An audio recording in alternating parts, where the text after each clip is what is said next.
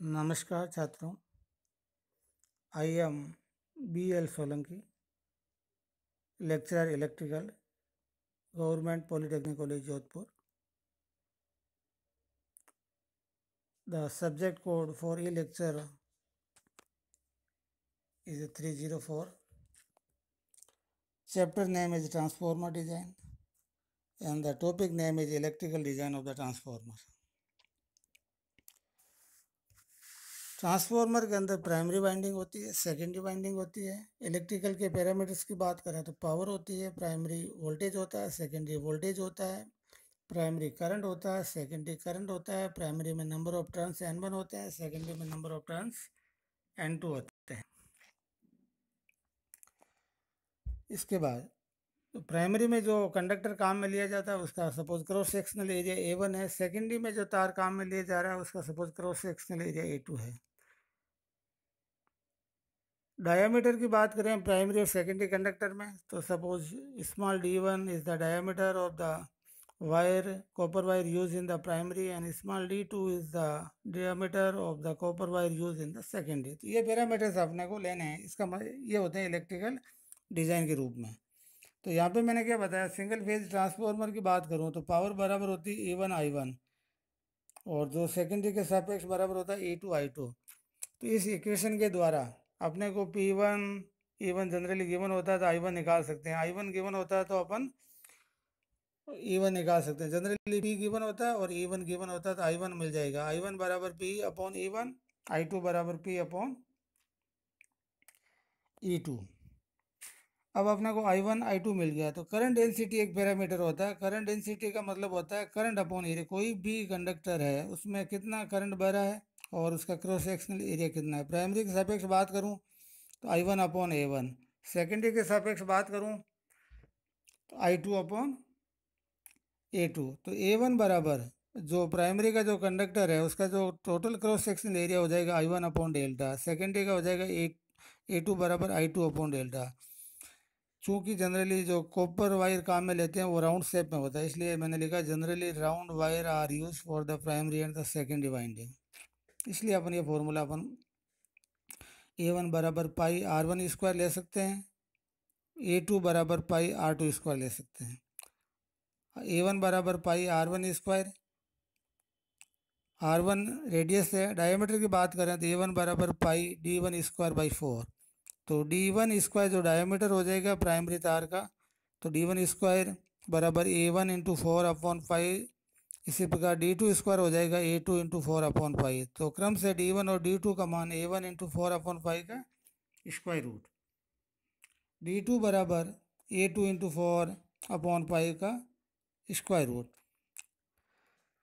Formula ये भी अपन जानते हैं कि E2 अपॉन A1 बराबर N2 अपॉन N1 जो I1 अपॉन I2 होता है. इसके द्वारा कोई भी दो पैरामीटर अपने पास होंगे, तीसरा पैरामीटर निकाला जा सकता है. सपोज E1 E2 है, I1 I2 है तो N1 N2 की वैल्यूज अपन निकाल सकते हैं. इस प्रकार अपन I1 I2 N1 A2 small A1 small A2 small D1 small D2 calculate कर सकते हैं सिंगल फेज ट्रांसफार्मर के रूप में. थ्री फेज के ट्रांसफार्मर की बात करें तो थ्री फेज के ट्रांसफार्मर का जो पावर का जो फॉर्मूला है 3 इंटू E1 I1.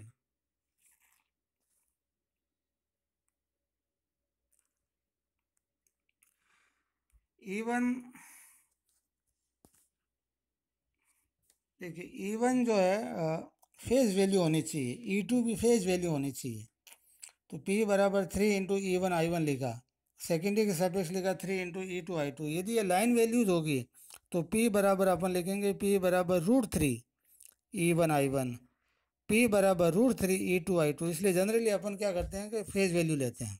तो E1 E2 R आपको फेज वैल्यू लेनी है. तो I1 बराबर क्या हो जाएगा P अपॉन 3 E1, I2 बराबर हो जाएगा P अपॉन 3 E2. तो इसके बाद I1 में I2 मिल गया तो अपन करंट डेंसिटी का जो पैरामीटर की सहायता से I1 बराबर डेल्टा A1 बन जाएगा, I2 बराबर डेल्टा A2 बन जाएगा. तो A1 का मान पाई D1 स्क्वायर बाई 4 हो जाएगा, A2 का मान पाई D2 स्क्वायर बाई 4 हो जाएगा, जहाँ पे D1 क्या प्राइमरी के कंडक्टर का क्रॉस सेक्शनल एरिया और A2 बराबर सेकेंडरी के क्रॉस सेक्शनल का एरिया. यहाँ पे आप बोलोगे कि प्राइमरी और सेकेंडरी का मतलब ये होता है हर एक फेज आर फेज में जो प्राइमरी तार का काम आ रहा है उसका जो क्रॉस सेक्शनल एरिया है वो सेम होगा वाई फेज के लिए भी, अर्थात वाई फेज की जो प्राइमरी कंडक्टर है उसका क्रॉस सेक्शनल एरिया यदि A1 है तो प्राइमरी का भी A1 होगा।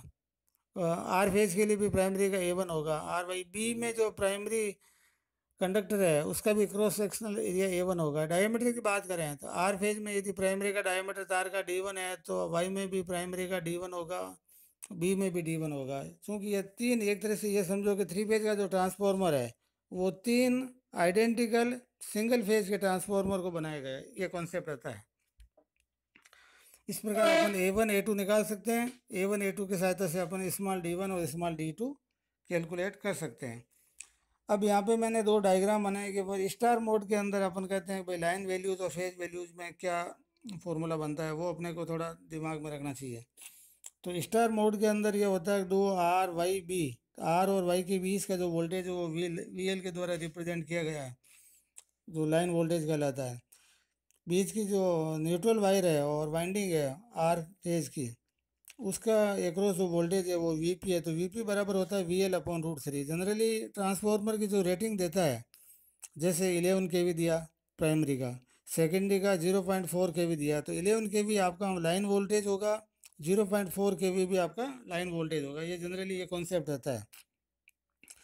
तो वी फेज अपन निकाल सकते हैं V L upon root three. इसी प्रकार डेल्टा मोड की बात करें तो डेल्टा मोड के अंदर आर वाई बी, जैसे यहाँ पे माना कि ऊपर वाला तार आर है, बीच वाला वाई है और नीचे वाला आपका बी है, तो आर और वाई के बीच का जो वोल्टेज वी एल हो जाएगा। और कोई भी एक वाइंडिंग है तो वाइंडिंग के एक्रॉस जो वोल्टेज आपका सपोज वी फेज है तो वी फेज बराबर आपका वी एल बन जाता है। तो डेल्टा मोड के अंदर कोई भी वाइंडिंग होती है थ्री फेज की ट्रांसफॉर्मर की, तो उसके अंदर लाइन वैल्यूज और फेज वैल्यूज बराबर होती है। एक मैंने सिंपल एग्जांपल लिया समझने के हिसाब से कि सपोज एक ट्रांसफॉर्मर है, जो डिस्ट्रीब्यूशन टाइप का जो ट्रांसफॉर्मर होता है उसकी प्राइमरी हमेशा 11 के भी होती है, सेकेंडरी 440 या 400 वोल्ट होती है। सपोज उसकी रेटिंग आपकी 200 केवी है और प्राइमरी डेल्टा के अंदर कनेक्टेड है, सेकेंडरी आपकी स्टार के अंदर कनेक्टेड है। तो प्राइमरी आपकी डेल्टा के अंदर है, तो प्राइमरी डेल्टा के अंदर रिलेशन क्या होता है। और दूसरा यहाँ पे 11 के भी लाइन लाइन वैल्यूज है, 0.4 के भी आपकी लाइन वैल्यूज है। इस लाइन वैल्यूज को अपने को फेज वैल्यूज में कन्वर्ट करना पड़ेगा, फेज वैल्यूज के अंदर कन्वर्ट करना पड़ेगा। तो कन्वर्ट करने के लिए अपन ये करें भाई रिलेशन क्या होता है डेल्टा का, वी फेज बराबर वी एल। तो प्राइमरी के लिए E1 अर्थात जो फेज वैल्यू है वो 11 के भी हो जाएगी। सेकेंडरी की बात करें तो स्टार के अंदर है, क्योंकि डिस्ट्रीब्यूशन प्रकार का जो ट्रांसफार्मर होता है उसकी सेकेंडरी हमेशा स्टार में होती है, ताकि अपन न्यूट्रल ले सके और सिंगल फेज सप्लाई 230 वोल्ट दे सकते हैं। तो यहाँ पे लाइन वैल्यूज कितनी है, 0.4 के वी, 0.4 के वी अर्थात 400 वोल्ट। तो ये लाइन वैल्यूज है, इसको अपने को फेज वैल्यूज में कन्वर्ट करना पड़ेगा, क्योंकि अपन जानते हैं कि स्टार मोड के अंदर ही वी फेज बराबर होता है V L upon root three. तो यहाँ पे वी फेज जो है जिसको मैं कहता हूँ E2 बराबर हो जाएगा 0.4 अपॉन रूट थ्री के वी, या 400 अपॉन रूट थ्री वोल्ट के रूप में। किलो वोल्ट के बजाय वोल्ट में ज़्यादा लेना ठीक रहेगा। तो इसका मान होता है 230.9। तो यहाँ पे E1 का मान 11 के वी के रूप में लिया जाएगा, E2 का मान 230.9 जो अपन 230 ले सकते हैं लिया जाएगा। यदि अपन फॉर्मूले में कहीं भी रखना पड़े, जैसे P बराबर 3 × E1 I1, तो E1 का मान कितना हो जाएगा 11 के वी, P का मान कितना हो जाएगा 200 के वी है। इसी प्रकार P बराबर होता है 3 × E2 I2, तो P का मान कितना हो जाएगा 200 के वी, E2 का मान कितना हो जाएगा 230 वोल्ट या 231 वोल्ट। इसी प्रकार अपन I1 निकाल सकते हैं और I2 निकाल सकते हैं। तो इलेक्ट्रिकल डिज़ाइन के अंदर अपने को यह ध्यान रखना है कि इसके अंदर प्राइमरी और सेकेंडरी जो वायर है, सेकेंडरी और प्राइमरी वाइंडिंग है, उसमें जितने भी इलेक्ट्रिकल के पैरामीटर वो अपने को लेने हैं। क्या लेना पड़ता है, E1 का मान, E2 का मान यदि गिवन है, और गिवन नहीं होता तो अपने को डिराइव निकालना पड़ता है। I1 I2 small a1 small a2 small d1 small d2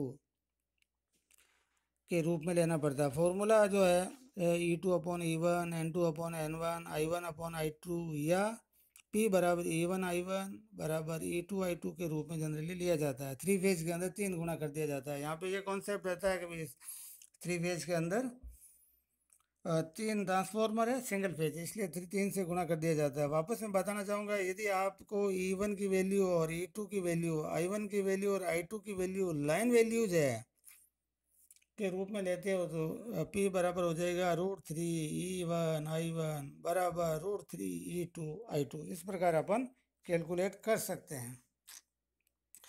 तो आज का टॉपिक इस प्रकार था कि इलेक्ट्रिकल डिजाइन ऑफ ट्रांसफार्मर, ये भी आपको सॉल्व करना होता है। जब न्यूमेरिकल आता है तो उसके अंदर ये स्टेप जनरली रहते हैं।